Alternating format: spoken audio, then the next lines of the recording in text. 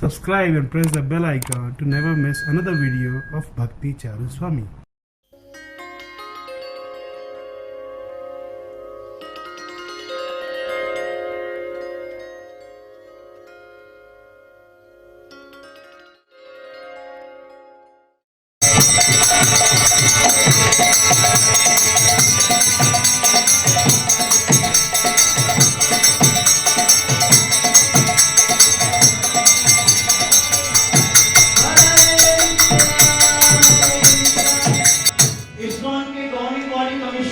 एवं गुरुदेव परम पूज्य भक्ति चारू स्वामी जी महाराज पर आ चुके हैं। सबसे अनुरोध है अपने स्थान पे खड़े होकर करतल ध्वनि से और पुष्प अर्पित करके स्वागत करें। Wholeheartedly welcome the guest of today's evening, His Holiness Bhakti Charu Swami Maharaj. National CA Day is celebrated to honor the chartered accountants across the nation. A chartered accountant is a professional that gives direction to the financial conditions of any country. It gives a great honor to welcome His Holiness to grace the occasion of our National CA Day celebration. I request the chairperson of our governing body, CA Kamini ma'am, to welcome His Holiness with the bouquet.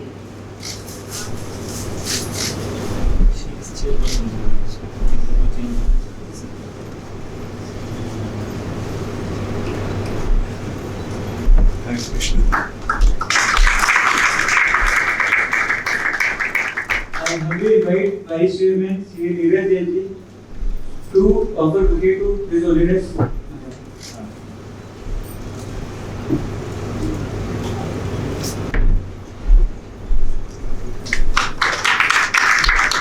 I request Treasurer CA Attain to present a bouquet to His Holiness. I humbly invite Sikata Chairman CA Oriya to present a bouquet to His Holiness. I humbly request CA Attain to present a bouquet to His Holiness.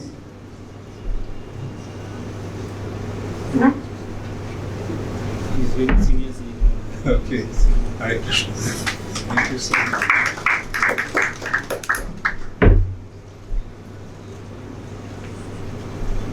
I am profusely elated to take this opportunity to introduce His Holiness.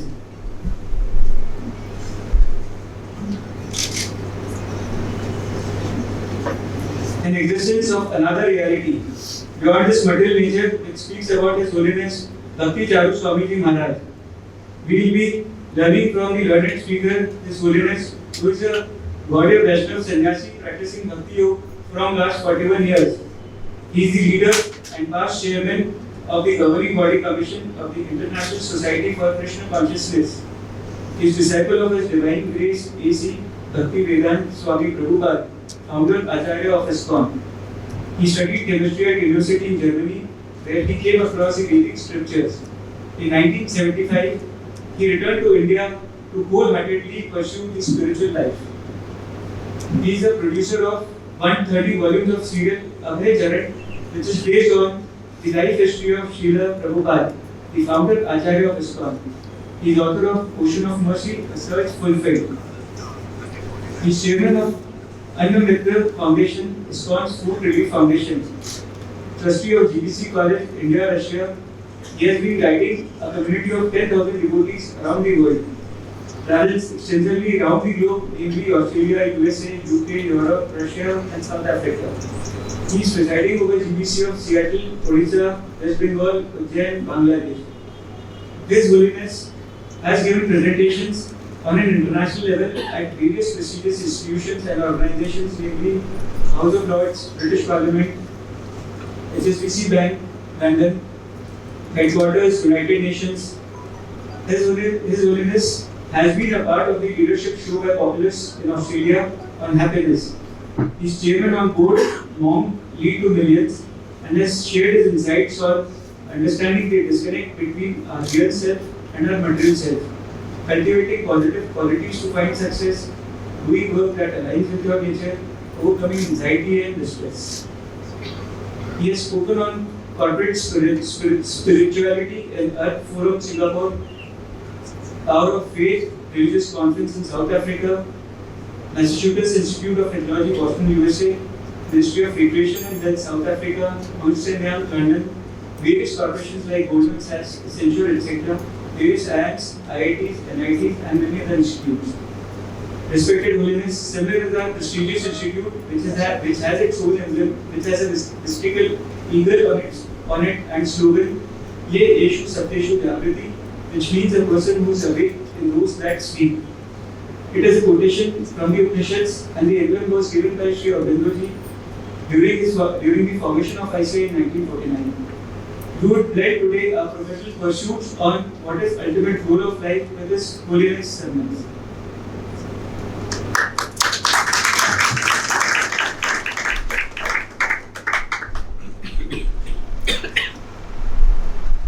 Thank you. Now, those with the camera, please step aside.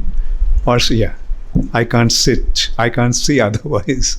I would like to see all of you when I speak to you. Just, I would like to know Mr. K.G. Khandelwal. I'm so happy that you graced this occasion. Thank you so much. Mr. Ashutosh Gokhale. Thank you, Mr. Gokhale. Thank you so much. Gokhale, yeah. Oh, Gokhale. Oh, okay, yeah. Mr. Arvind Mantri, thank you so much for gracing this occasion. And Mr. Aditya Namjoshi, thank you. I'm happy, so happy to meet all of you. And I consider this to be a very important occasion for us to have this opportunity to speak to all of you, because you all are the cream of Indian society. A human society has three important aspects: health, technology, and finance. So you all are the experts in how and what to deal with finance, isn't it? It's a very important responsibility, because wealth is the very foundation of human progress. The wealth is actually conversion of man's ability into utility. Right? Like when a man's ability is utilized in human need, in the society's need, that actually becomes the wealth. Like the definition of business is to cater to the need of the society. Society has various needs, and while fulfilling those needs, there is given the opportunity to make profit. And that becomes the wealth. Like we can see, especially today's world is very much dependent on wealth. Previously, it was the military power that used to rule the human society. The kings, with the military power, they used to rule the society. But now the monarchy is gone. So what is ruling the human society is wealth, money. The money has become the very blood of the society. That's another way of looking at it. Just the blood is essential aspect of the body. Wealth is the essential aspect of the society. And more the blood flows without hindrance, healthier is the body. Similarly, when the wealth is utilized or wealth flows through the society, then that is a healthy society. I mean, I'm sure you all know it more than anyone else, how black money affects or hinders the progress of the society. Like the money that doesn't circulate, the blood that doesn't circulate, the blood that clots, thrombosis, stroke. Anyway, I'm not here to speak on finance or other such stuff. I'm sure you all know who I am and what am I supposed to speak on. I'm here to speak on spirituality. We speak of wealth, but different countries have different types of wealth. Different areas have different types of wealth. India's actual wealth is its wisdom, spiritual wisdom. India is the country where the spiritual culture has been very effectively flourished and retained and cultivated. In that respect, we can just give one example that other religions, most of the other religions in the world, have one or two books. Like Islam has Quran, Christians have Bible, Jews have Torah. But when you come to India, India's culture, you find an enormous number of books. And that actually confuses people in India. That's why you find the Muslims, they know what their religion expects from them. Christians know what their religion is and what they expect it to do. But with all humility and earnestness, I will say, Hindus are quite confused. Hindus do not know what is their religion and how to pursue it. It's something like, as I pointed out, that we have incredible number of books, scriptures. It's something like when you go to a library, there's an incredible number of books there. And it is layman very difficult to figure out which book to select from, which book to select from the library. His teacher has to point out, you go to the library, get this book, or go to a bookshop, and same thing with bookshop. So many different books are available, but it's the teacher who gives him the syllabus. And accordingly, he goes and buys the books. So that's why it is very important to have a teacher to find out what books we should study and how we should study. And at least for myself, I can say, I'm actually speaking from my own experience.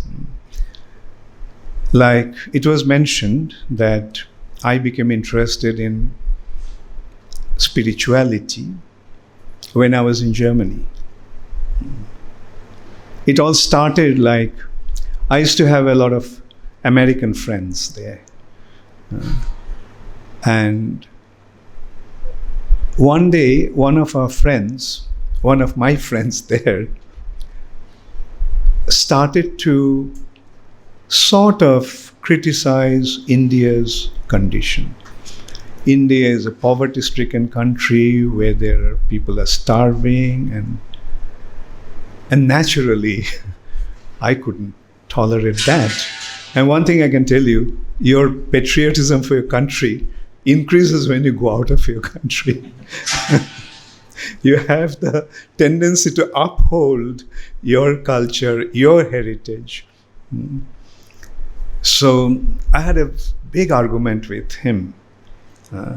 I even went to the extent of telling him that it's you all who have sucked all the wealth of India. Today you are saying that India is a poverty-stricken country, but you all have went to India and colonized the country and took all the wealth out of the country. And still India is one of the richest country, I would say. I told him I was born and brought up in India. I haven't seen a single person dying of starvation. On the other hand, I have seen how generous the people there are.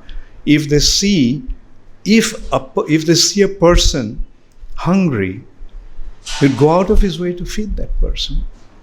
Yes, there are beggars, but at the same time, you have to consider why there are so many beggars.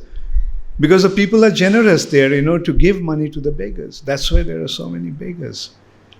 And of course, it shouldn't be. And anyway, we had a very heated arguments, so much so that my other friends had to actually pacify us, stop us from arguing. But that made me think about one thing, that I am trying to uphold the glory of India, but I know so little about India. India's culture, India's philosophy, India's heritage. Rather, the reality is, we grew up with the understanding West is the best. So I had to consider that deficiency in me. And that was the time I started to read books. I wrote to a friend of mine whose family runs a bookstore, and so I asked him to send me some books. And the book that he sent was a book written by an Englishman. So seeing that, I was a little disappointed. It was a book called A Search in Secret India. A Search in Sacred India by Paul Brunton, a journalist who went to India and with a journalistic mission, and then he became fascinated by India's spiritual culture, and eventually he became a disciple of Ramana Maharshi. And but when I started to read that book, I actually found that it was a very interesting book to see India from the perspective of a Westerner. And anyway, and then I started to read more and more books, and I began to realize, one thing I realized at that time, this material nature is not our actual place of residence. We are not meant to be here forever. This is not the place where we are supposed to be, and no matter how much we want to be here, someday we have to leave. So the question came, what is beyond that? And I began to realize that the ultimate goal of life is to attain liberation. And I realized that in order to find that path, in order to pursue that path, I need a teacher, a guru. And I thought that when I came back to India, I'll find a guru. And I landed in Delhi, I didn't even go home, which is Calcutta. I went straight to Haridwar, then Rishikesh, and then beyond, and started to search. And as a matter of fact, I became extremely disappointed. The individuals that I met pursuing spiritual life or sadhus, I couldn't find anyone to whom I could surrender. I didn't know actually at that time what I was looking for, but at least I could realize that this is not what I was looking for. Anyway, I don't want to get into details. And eventually, after about a year and a half search, I gave up my search. I thought that I tried to find my guru, but I couldn't find him. If at all I have a guru, then let him come and pick me up. I had a kind of, I became little disappointed, and there was a kind of mild, subdued anger. Why can't I find him? If at all I have a guru, why can't I find him? Let him come. I'm not going to search for him. Let him come and pick me up. Thinking that when I went back to Calcutta, to my father's place. And then eventually I got a book. The book is called The Nectar of Devotion, written by Srila Prabhupada, Srila A.C. Bhaktivedanta Swami Prabhupada, the founder of ISKCON, founder Acharya of ISKCON. Actually, I met ISKCON long time ago in Germany, but I was not interested. And when I came back to India, I never really thought that ISKCON is going to be the answer. I mean, ISKCON temple was quite close to my house in Calcutta. Often I went past the temple, but never ever occurred to me to go up there, go to the temple. But when I started to read that book, from the very first page, it just struck me. I was searching for liberation, but in that book, Prabhupada mentions about 5 kinds of liberation. And out of them, 4 are positive, and 1 is negative. And the liberation that I was thinking of pursuing was the negative one. So that came as the first overwhelming awareness. And this is happening just in the first few pages, actually.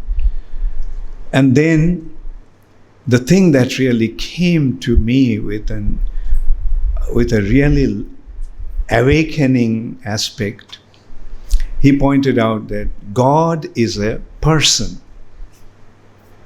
God is a person, as opposed to all this time I was thinking that God is an energy, a kind of a light or so forth, who is the source of entire creation. And he pointed out that yes, that light which is the source of creation, Brahma Jyoti, is the energy. But beyond that energy, there is an energetic. That light is Brahman, but the energetic is Param Brahman, Supreme Brahman. And that is Krishna. Like from my childhood, I grew up with some deep attachment and appreciation for Krishna. But this awareness that Krishna is the Supreme Personality of Godhead just really, came as a awakening, blinding awakening. And that's I'm talking about just first few pages. And I got so fascinated by reading that book that I continued to read until I fell asleep. And next morning when I woke up, the first thing I did is pick up the book and start reading. And that night, I had a dream. I never met Srila Prabhupada, never seen Srila Prabhupada, but in a dream I saw him. He was sitting on a seat that looked like a throne, and there was a brilliant light around him. And just that sight made my heart throb with excitement that finally I found my Guru. I offered my obeisances, and that is how I actually got involved in spiritual life. Anyway, then I inquired and I found out that Prabhupada was in America and he would come back after a few months. And I thought I would, until he came back, I would travel to places where the Lord performed his pastimes. And thinking that the first place I went to was Mayapur, which was about 130 kilometers north of Calcutta. And I was so welcomed, and everyone was so welcoming and inviting. So I thought that I already made up my mind to accept this path. So why don't I just stay on? And I stayed on, I joined. I arrived in the evening, and as you know, when you join an ashram, you shave your head up and dress up in a certain way. So I went to Ganga, which is just next to Mayapur, and took a bath, threw away my old clothes, and put on dhoti and kurta. And so that's how my spiritual life began. And then fortunately, when Prabhupada came to India, although at that time Srila Prabhupada had about 10,000 followers, 10,000 disciples, I had the good fortune. I mean, it was so difficult actually to go even close to Srila Prabhupada. You can well imagine when there are 10,000 followers from all over the world and everyone is trying to have your association, how difficult it is to go close to him. But at that time, I had the good fortune of being with him all the time. He allowed me to stay with him all the time, mainly because it all started with an assignment that I got from him. He asked me to translate his books into Bengali. And that actually gave me an access to him, easy access. And then in course of that, he asked me to do some other service also, like replying his letters, first in Bengali and then in Hindi. And then he appointed me as his secretary for Indian affairs. And then he allowed me to cook for him. He himself actually taught me how to cook. And then when he became last year, he was quite sick. So I had to prepare his medicines and give the medicines to him. So this is how I had the good fortune of coming very close to him and have his association. Had the opportunity to learn a lot from him. So in brief, in short, I just will try to explain what his teachings was, which we are trying to spread all over the world.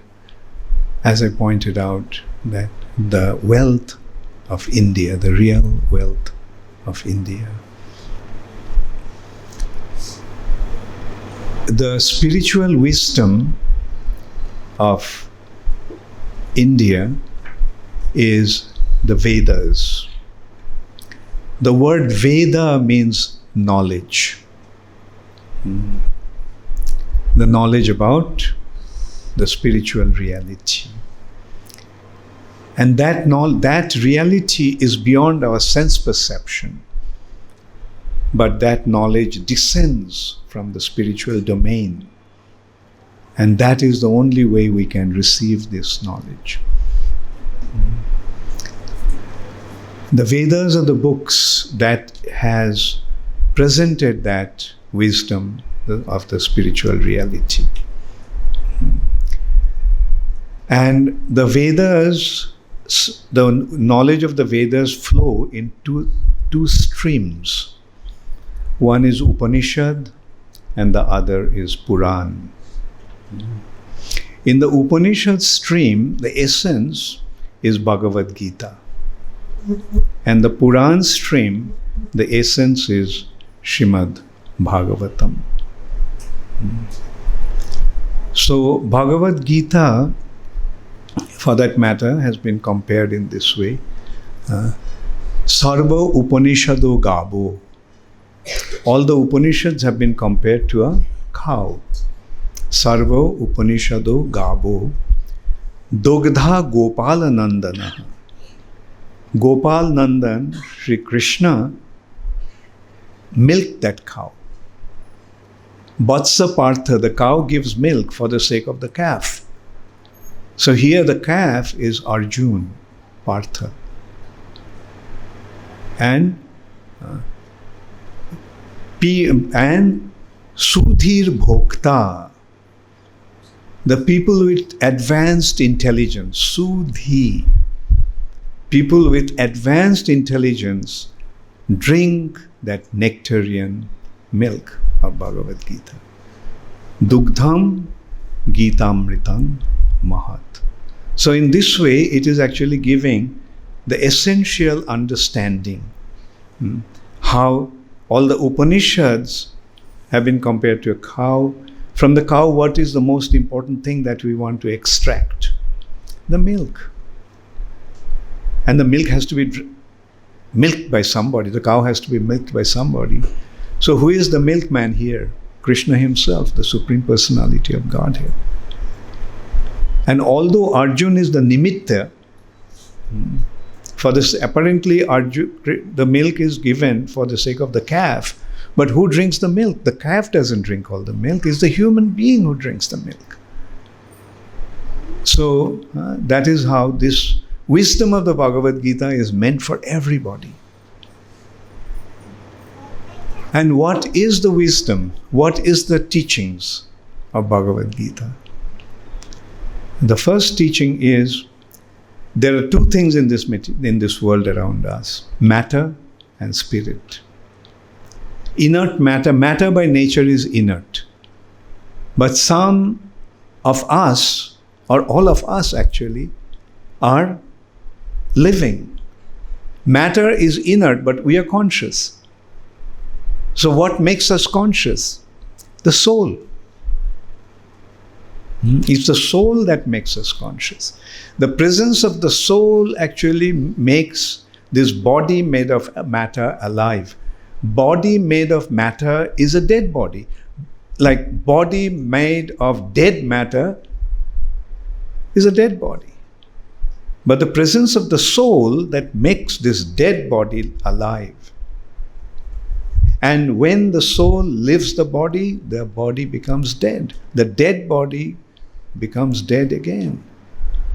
So it is the soul that is the real identity of an individual. Our real identity is not the body. And there also he's making a point. The body is changing all the time. Dehi nashmin jatha dehe kaumaram jovanam jara. The body goes through changes. Childhood, a little body. It grows into jovanam, a body of a young man or a young girl. Then eventually it becomes old. And then it dies. So birth and death is pertaining to the body. When the soul accepts a new body, is the birth of the body, is the body that is born. And when the soul leaves the body dies. So the soul is not subjected to birth and death, it's the body that is subjected to birth and death. The soul is immortal. And that soul is our real identity. When we say I, although we tend to identify ourselves with the body, but actually that I is the soul that I am. And that soul is na jayate mriyate va kadachin. The soul is never born, nor does the soul ever die. No weapon can cut the soul. No fire can burn the soul. No water can drown the soul. No air can dry the soul. The soul is totally unaffected by all these material factors. So, establishing the identity of the soul, Krishna is actually pointing out wherever there is life, there must be a soul. Wherever there is life, whether it's a human being, whether it's an animal, whether it's a bird, whether it's a reptile, whether it's an insect, whether it's a tree or a plant, wherever there is life, there is a soul. In different conditions, of course, in different conditions of the bodily situation. But the identity of an individual is the soul. Wherever there is life, there is soul. I mean, see how scientific this wisdom is. Considering, question may arise, how can you say that a tree has a soul or tree is living? There are 6 symptoms of life. Birth. All living things have to be born at some point in time. Even a tree, a seed falls on the ground, it sprouts into a seedling. The tree is born. Growth. From that tiny little seedling, it grows into a huge tree. Then change. In autumn, the leaves fall off. And in spring, new leaves come. Then comes flower, then comes fruit. Then reproduction. In the fruit there are seeds, and in the seed there's a possibility of another tree. Reproduction. Then decay. And then death. So these are the 6 symptoms of life. Wherever there is life, the 6 symptoms are there, or wherever there are the 6 symptoms, life is there. This table, although it's wood, and we can say that when it came out of the carpenter's shop, the table was born, but this table will never grow. This table will never change. This table will never reproduce. And so this is how we can see the difference of living entity and soul. So in this way we can see that the spirit souls have its identity, and the soul is not a product of this world. This is a world of matter. The soul is so spiritually potent that it can even make matter, dead matter, conscious. Therefore, the soul is not a product of matter. It came from another reality. Beyond this reality, there is another reality. That's the spiritual reality. So you can see like how broad and encompassing and welcoming this wisdom is. When you recognize these aspects, then not only you find your relationship with all other human beings, you find your relationship with trees and plants and insects. And that is why the essence of our wisdom is Vasudhaiva Kutumbakam. Entire Vasudha, entire earth planet is a family. And everyone is related here with each other. When you approach, when you have that awareness, where there is a possibility of creating division among ourselves on whatever basis there may be, religion, nationality, and so forth. We all are one family. And this wisdom must spread throughout the world. And it is spreading throughout the world, and people are accepting this wisdom all over the world. Today, we have more than 600 temples all over the world. Name any country, we are there. And we are not creating any division. We are creating unity among everybody. You come to our institution, you will find members from all different nations, all different religion, all different caste and creed and belief. So this is the real wealth of India. Therefore, I will request you, irrespective of whatever your occupation may be, please receive this, become aware of this wisdom, aware of your wealth, and try to distribute it to others. So this is the simple message that I wanted to convey here today. Thank you all very much.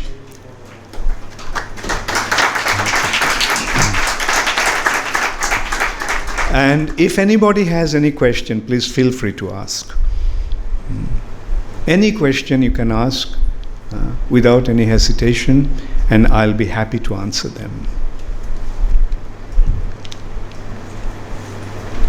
Give the microphone if there is any question.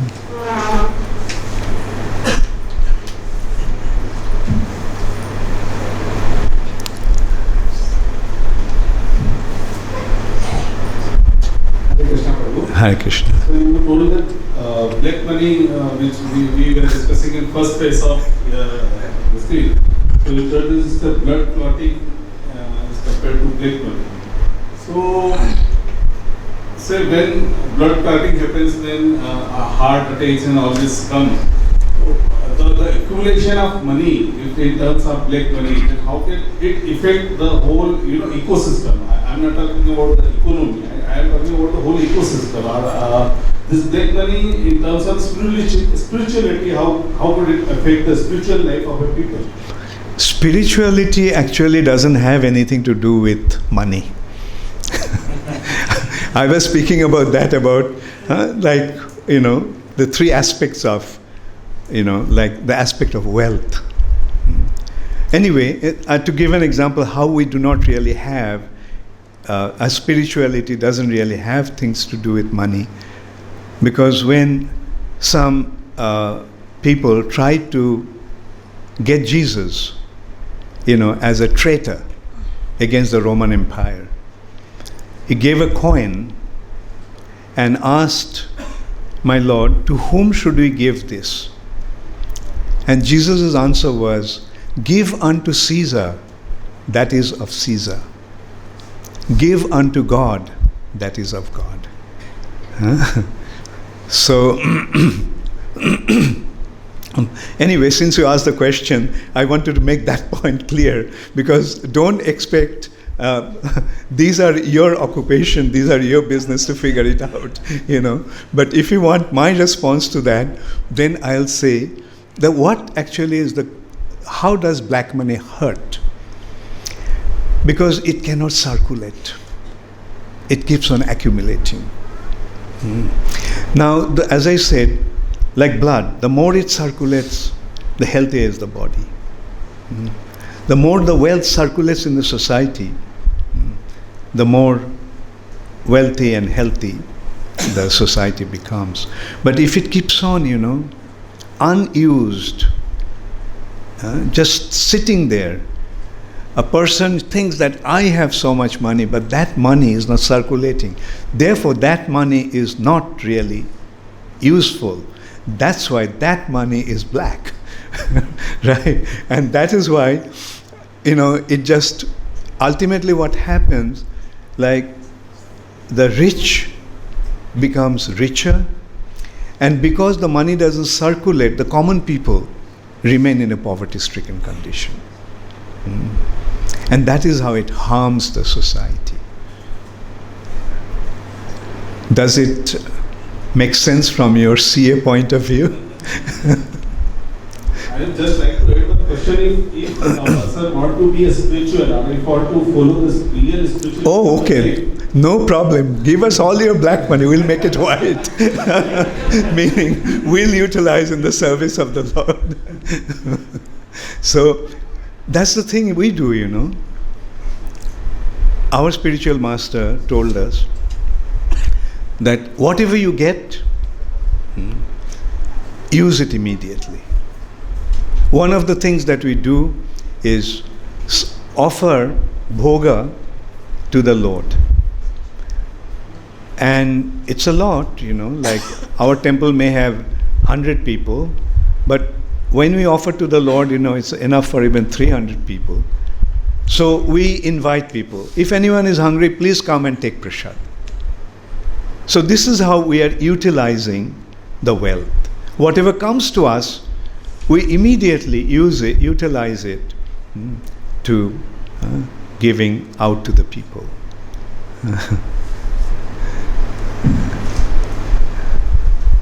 So that's what that's what I meant, And yes, we need money. We need money?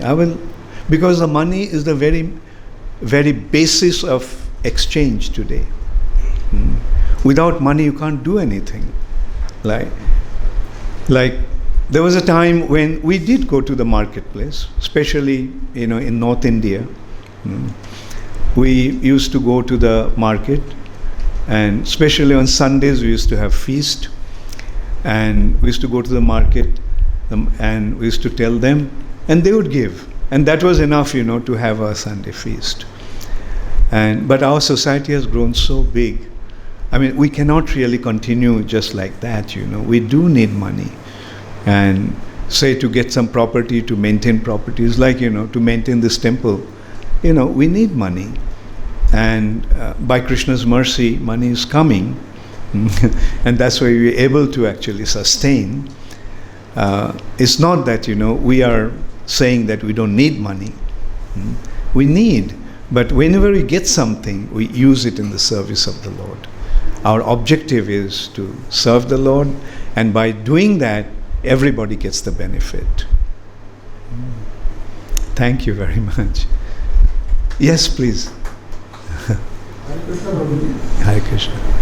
Hindi में हाँ ज़रूर।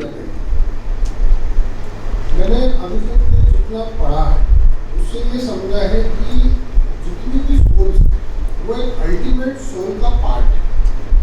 मतलब वही soul अलग अलग लोगों में एक अपना छोटा छोटा टुकड़ा जा रहा है, ऐसा मेरा मानना है, हो सकता है गलत।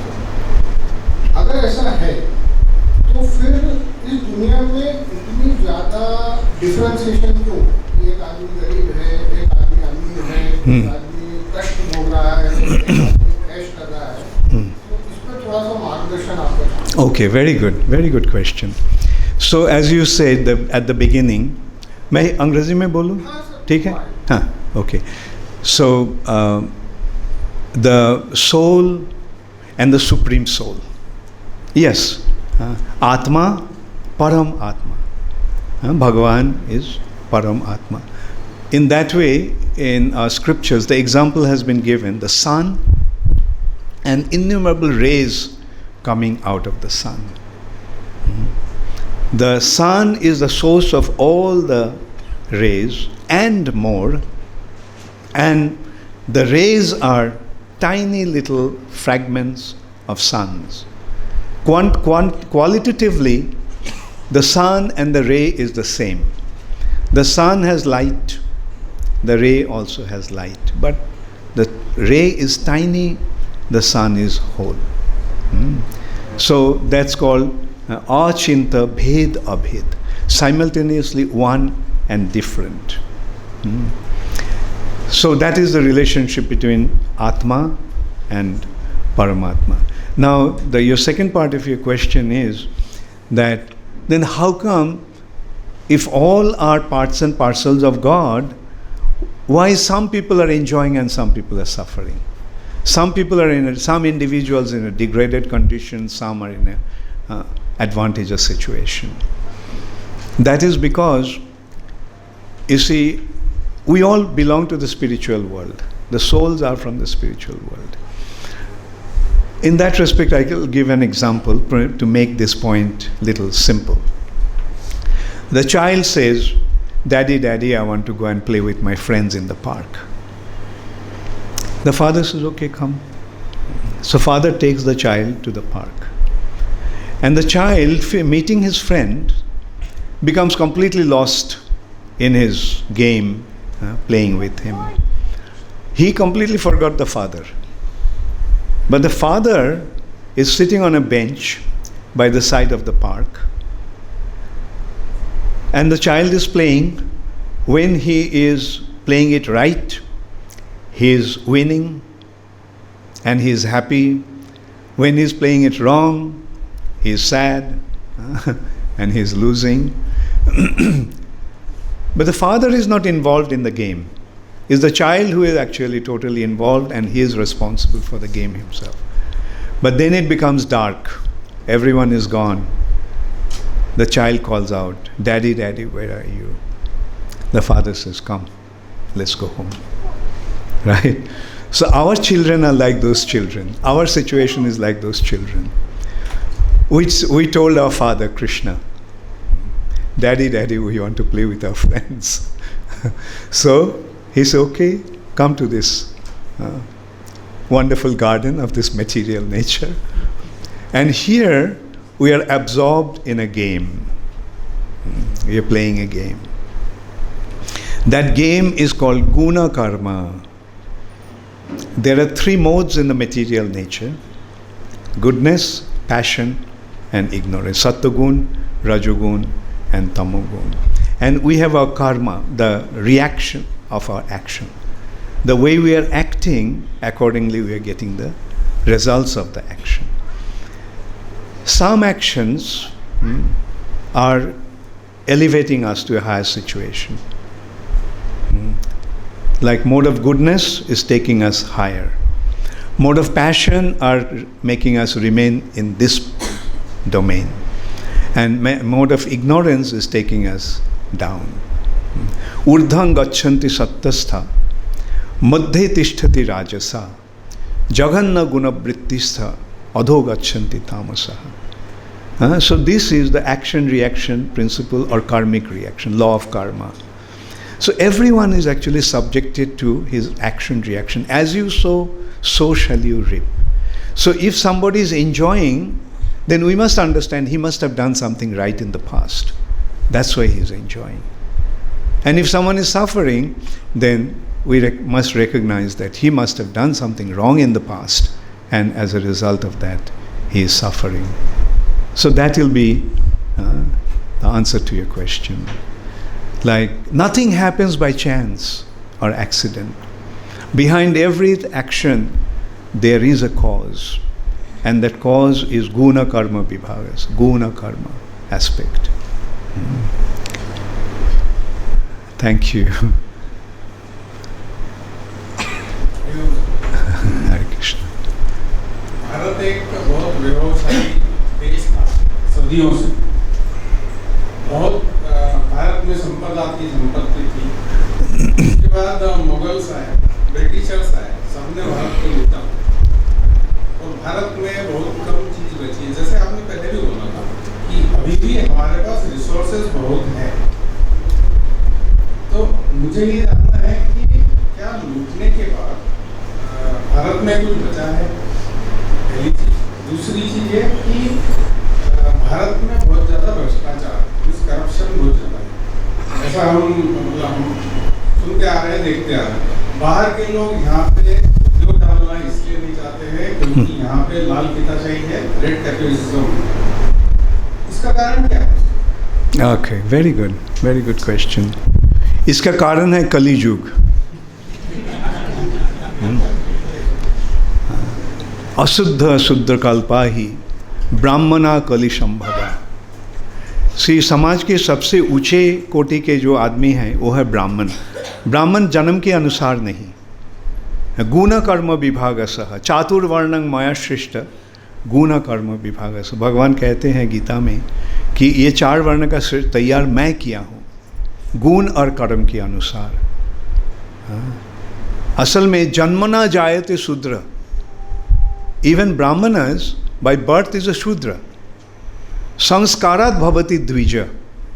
संस्कार के कारण, संस्कार के माध्यम दूसरा जन्म मिलता है। हाँ, शरीर का जन्म, आत्मा का जन्म। पहले जन्म था शरीर का, दूसरी जन्म है आत्मा का। वेद पाठात भवेद विप्र, वेद पाठ करने के पश्चात वो विप्र बनते हैं। और ब्रह्म जानाति इति ब्राह्मण, हाँ, जो अध्यात्म ज्ञान ब्रह्म ज्ञान जब होता है तो वो ब्राह्मण बनता है। तो मैं जो मेरा कहने का मतलब ये है, वो है समाज के सबसे ऊंचे कोटि के व्यक्ति। लेकिन कलियुग का स्थिति कैसा हुआ? ब्राह्म अशुद्ध शूद्र कल्पा ही, अशुद्ध अपवित्र गंदा बन गया, ब्राह्मण भी शूद्र जैसा बन गया है ये कलियुग में। ब्राह्मणा कलि संभवा, ये कलियुग का स्थिति है। क्या करेंगे? कलियुग में सब कुछ उल्टा हो जाता है। हाँ? जो सबसे ऊंचे थे वो सबसे नीचे बन जाते हैं। ये देखिए, एक दृष्टांत हम दे सकते हैं। कुछ साल पहले भी यूरोप अमेरिका का स्थिति कैसी थी? They are uncivilised totally. Europe we know, like when the Romans, जो थोड़ा बहुत एडवांस था, जब जर्मनी और इंग्लैंड में गया, ये बोला ये एकदम बड़बड़ है यहाँ के लोग। हाँ, यहाँ वो लोग को कुछ साफ सुथरा रहने का कोई विचार नहीं है, और यहाँ एक टुकड़ा भी सोना नहीं है। They were there. That was the Roman observation when they went to England. लेकिन जो ऐसे थे आज वो सबसे ऊंचे बन गए हैं। जो जगह रेगिस्तान था, desert, those places have become the most advanced place today because of the oil. Oil is the dirt of the world, dirt of the earth. Now the oil has become the most expensive thing in this world. So you can see how things are turning upside down.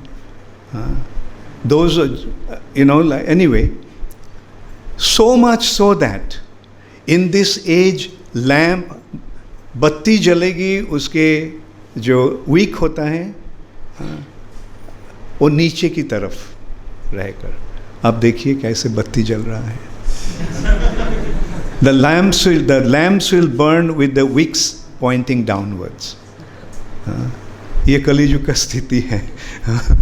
तो जो देश सबसे महान थे वो देश आज सबसे गिरे हुए हैं।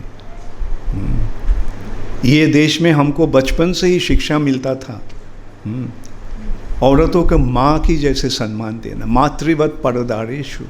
और मैं देख रहा था, one of the thing is like protection of girls or something, girls safety.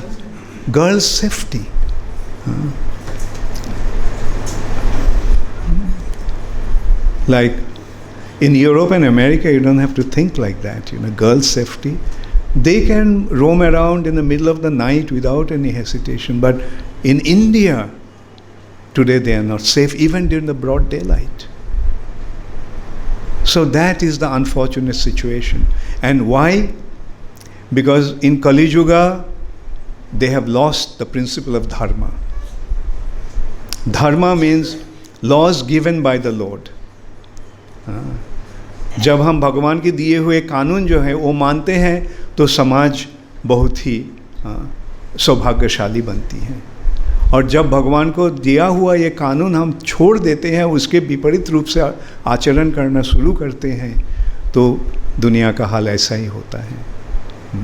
तो मेरा कहना ये है कि हम हमारे जो संस्कृति है उसको खो बैठे हैं, इसलिए आज भारत की ये दुर्गति हुआ है।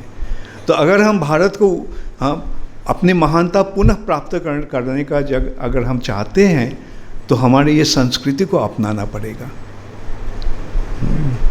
Then everything will become perfect. And why not? The people all over the world are accepting it. हर जगह में intelligent class of people are ये अपना रहे हैं। तो जो हमारा अपना संपदा है वो हम लोग क्यों नहीं इस्तेमाल कर रहे हैं, अपनाते हैं। Thank you very much. Hare Krishna. I just want to ask a question on Yeah, sure. does our karma of our previous life affect our this life, or karma in this life affect our next Yeah. life? Right. Because Yeah. children are born in a very rich family without doing any karma, and they enjoy all the. Yeah, sure. The result may not be immediate, but it happens. It has to happen. And especially when you see the reaction, like somebody is very rich, then we have to immediately recognize that he must have good karma from his past that placed him in that situation, and vice versa.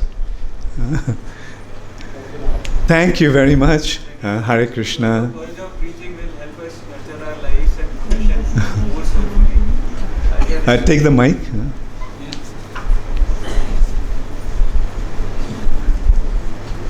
Hare Krishna Prabhu, your words of preaching will help us nurture our profession and life more soulfully. As a respect, kindly allow our committee members to present our respect and memorial to you for teaching us so much soulfully. Thank you. Nurturing our lives in spiritual life. Thank you. Thank you so much. And Hare Krishna. kindly present